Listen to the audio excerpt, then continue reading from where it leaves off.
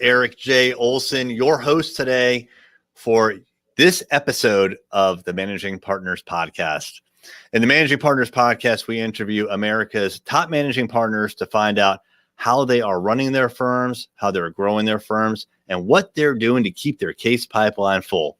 And today I have with me from Connecticut, Eric Broder. Hey, Eric. Hey, how are you, Eric? Doing fantastic. Thanks for your time. Let me tell the audience a little bit about you, and then we'll get talking. So Eric Broder is the co-founding member and partner at Broder, Orland, Murray, and DeMattie. The firm has offices in Westport, Connecticut, and Greenwich, Connecticut, and is regarded as a boutique divorce and family law firm. Thanks so much for joining us. Thank you for having me. Really appreciate it. You got it. So, but besides that short intro, can you tell us a little more about yourself and your firm? Sure, absolutely. We're a Connecticut family law firm. That's a nice way of saying divorce law firm. And there are 8, soon to be 9 attorneys in our office, and that's all we do. 100%. Divorce, family law. Do prenups, post-judgment issues, things that come up after divorces are finalized. And we are throughout the state. Connecticut's a small state. I mean, depending on where you're listening. Mainly, though, in Fairfield County, which is a suburb of Manhattan, of New York City. And the way we probably set ourselves apart a little bit is we try to sort of tag team our cases with more than one lawyer. It doesn't mean double billing by any stretch. It actually keeps cases less expensive by having experienced and lesser rated attorneys work on parts of cases. So you're not stuck paying, the big partner rate to do more of the mundane and day-to-day tasks on cases. And it always lets us kind of strategically good cop, bad cop a case a little bit as well. I could always be the nice guy in the end or the heavy if I have to. So it's a good blend. It also lets our clients have a lot of contact. So if I'm in court or on trial or depositions, there's someone that can answer a question that pops up in your case, or vice versa. We're always really pride ourselves on getting back to people and being available and moving cases. People don't want to know me for a long time, professionally at least. I hope only professionally. So we try to move our cases through relatively quickly, unless there's some strategical reason not to. Nice. Your concept of kind of like pairing up 2 lawyers on an account, is that something that that is prevalent in the industry? I haven't heard much of that. And is that something that you did from the beginning, or is that kind of a newer thing that you tried? I think you see it more in the traditional partner-associate relationship, like with bigger firms that do utilize that.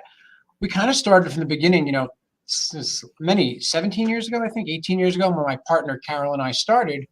We didn't have a lot of cases. We worked together, and we noticed that we liked doing that. And it was also good for the client because you usually get 2 different perspectives from a case. You could have my perspective or somebody else. We don't always think the same way about cases. So it kind of gives a client the best of both worlds. A lot of times we'll see things in a similar fashion, but someone may have a better rapport on certain issues with a client. So it really lets us learn more about the case actually quicker than if one of us were handling it in a solo capacity. So we like that. We pride ourselves on sort of the teamwork. The one thing about having a lot of lawyers running around here is if I have a question, I just sort of open my door and see whose door is open as well. Yeah, that's really interesting. And, in my world, digital marketing, when it comes to building a website, there's this concept of pair programming, 2 programmers that are coding at the same time, like one's doing it, one's watching, and it produces high quality work for sure. Yep, definitely. Yeah. Yep. Really neat. All right. So, again, we're a marketing agency. We like to talk a lot about how different firms are getting clients, what they're doing. And so, definitely referrals are always a big component of every law firm. But besides referrals, do you have other ways of going about and getting clients? Sure. I mean, definitely we have somewhat of an online presence. I mean, it is a small niche of firms that handle cases in this area.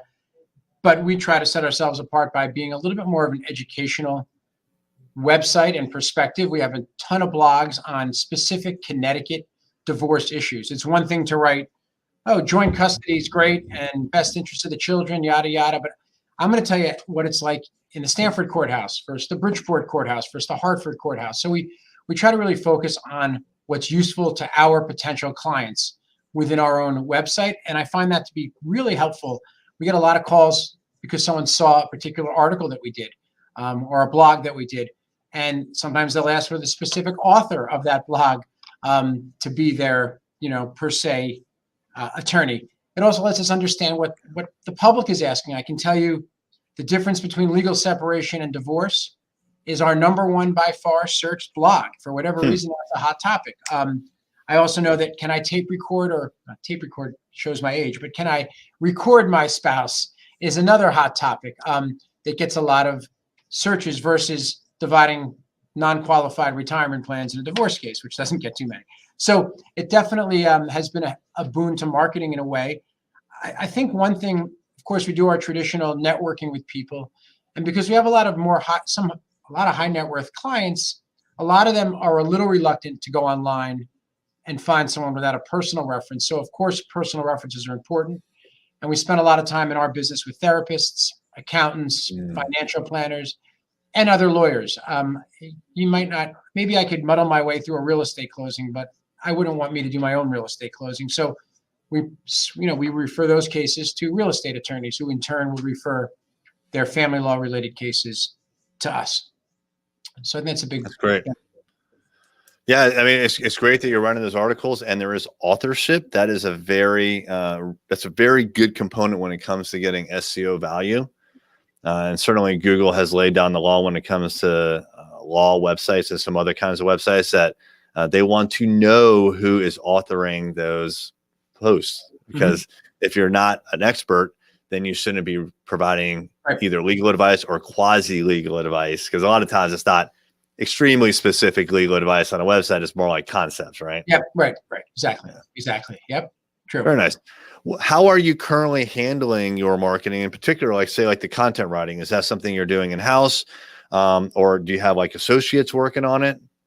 For the content, we actually have a rotation in our office. Every 8 weeks, someone has to write an article. There's 8 of us, soon to be 9. It'll, thin it out a little bit. So, it's a little bit of a commitment, but it's not that long. These aren't law review level articles where we're, spending hours and hours on things.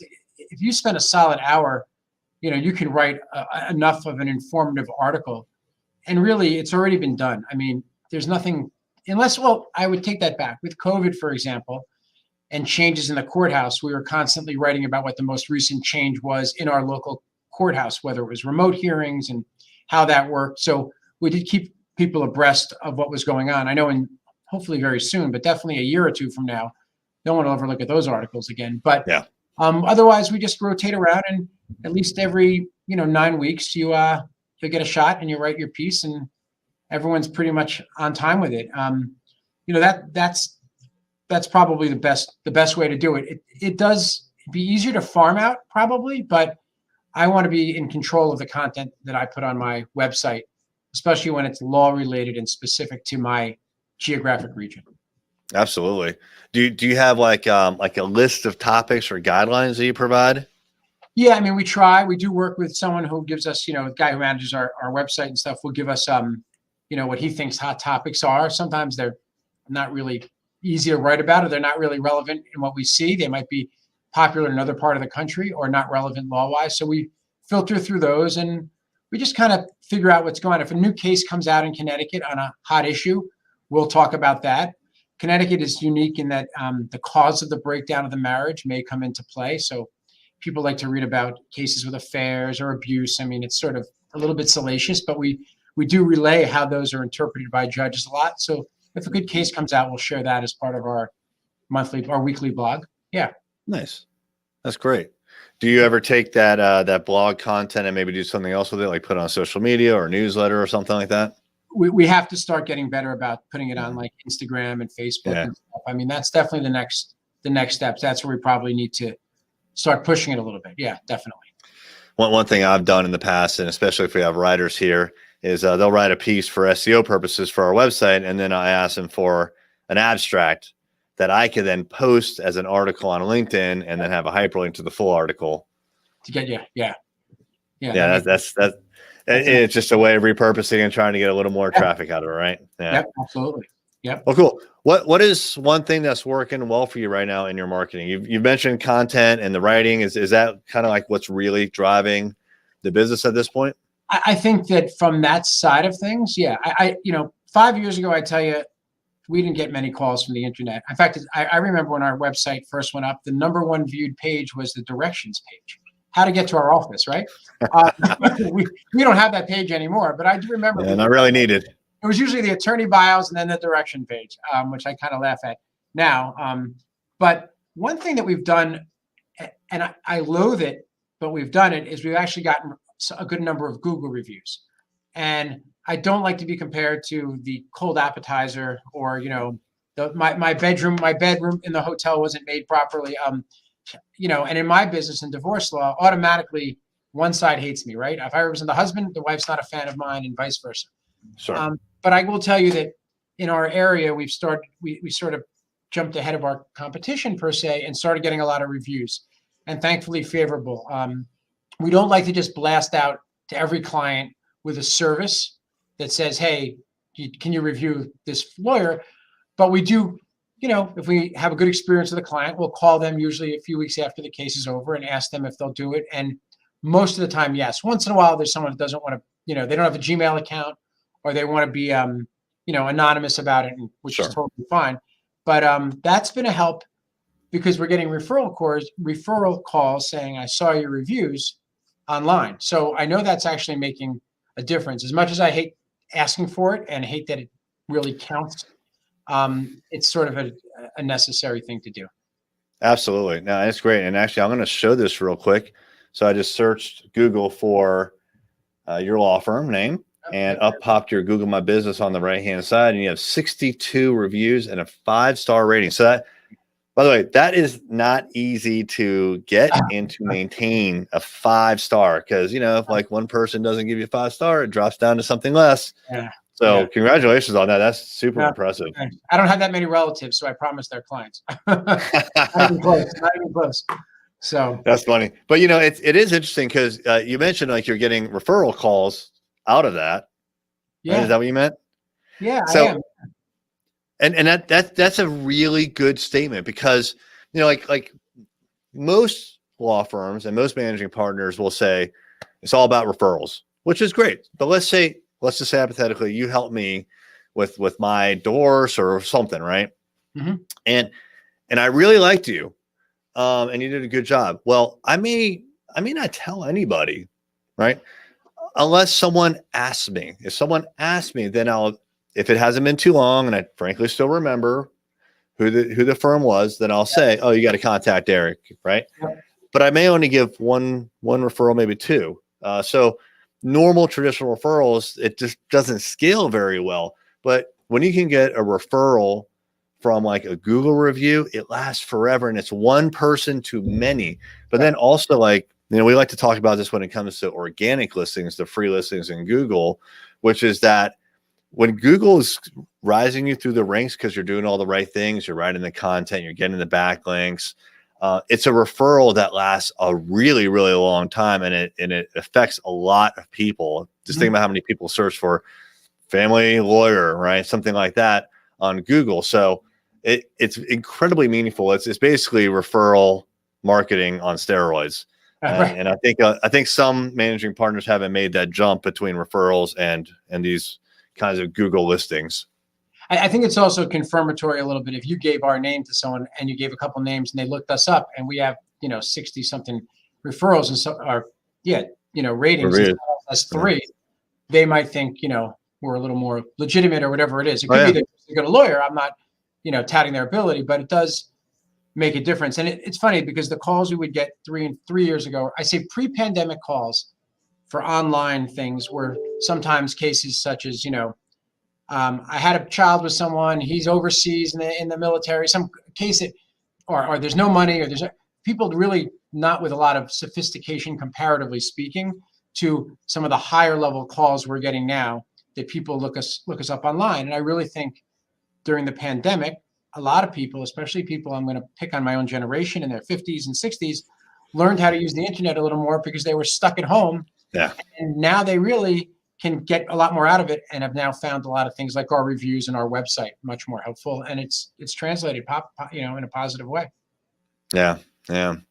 I agree. Definitely. It is pretty amazing how the technology and whatnot's been there for a long time, but it just took the pandemic for people to finally say, okay, I guess we're going to learn this thing, right? Right. Exactly. So, but so we talked about like what's working well. What about the contrary? What is something that used to work well for you that doesn't really work that great anymore? I mean, things like traditional networking groups, I think, have died out, and those were something that they're still around and people still are involved. But I think that a lot of that has fizzled out a little bit because of what you said. Things are available online for people to find. Of course, the pandemic has hurt a lot of the FaceTime that we usually have. I believe in strong relationships. I want to be able to refer to a therapist or an accountant that I know and have met and can personally vouch for, because those are pretty important. And I'm just referring you maybe a plumber. I don't mean to pick on a plumber, but I can go online and in my town, there's 50 are going to pop up. I want to make sure I have a right contact or connection. And it's really hurt, I think, that the COVID in general, but just that lack of one-on-one time, which I'm trying to get back. It's tough because it costs a lot of time in your day, and we're an hourly billing law firm. And when you I made a rule years ago, I'm going to spend at least 1 hour a week with somebody new if I can. It's very hard to keep up with that, but I have, and most of the time, at least, subject to a trial. And that's been the biggest letdown, because you just said it earlier. You might see somebody and meet them, and if I ask you for a referral a month later, you remember them, but it's staying in their mind and staying relevant with them. So that's been tough to do on a face-to-face basis. Yeah, certainly face-to-face networking has been non-existent for the last almost 2 years now, right? I know. And it's so time-consuming to begin with. It is time-consuming, and for everybody. I'd rather eat dinner with my family, no offense to anyone, or be with my kids in the morning, but, you find time. Yeah, and that's a good point. They're usually before or after work, right? And if they're during work, then you're taken away from your work hours. So then you have, then you're sacrificing something else, family time. So that it makes it tough. So it's a balancing act. Yeah, definitely. Absolutely. All right. So you're at 8 attorneys. You're about to go to 9. What are we looking at for, say, like the next 2 years or so for you? What are your growth plans? We now have myself and my partner Carol have been around for a while, and my partners Sarah Murray and Chris DeMattie, who are relatively new, full partners. So they're developing a lot of business, which is great. They have great reputations. So I think a little more growth. I mean, I never want to get too big either. There's a point where that gets dangerous. So probably growing a little bit over the next couple of years as a law firm, as the needs arise.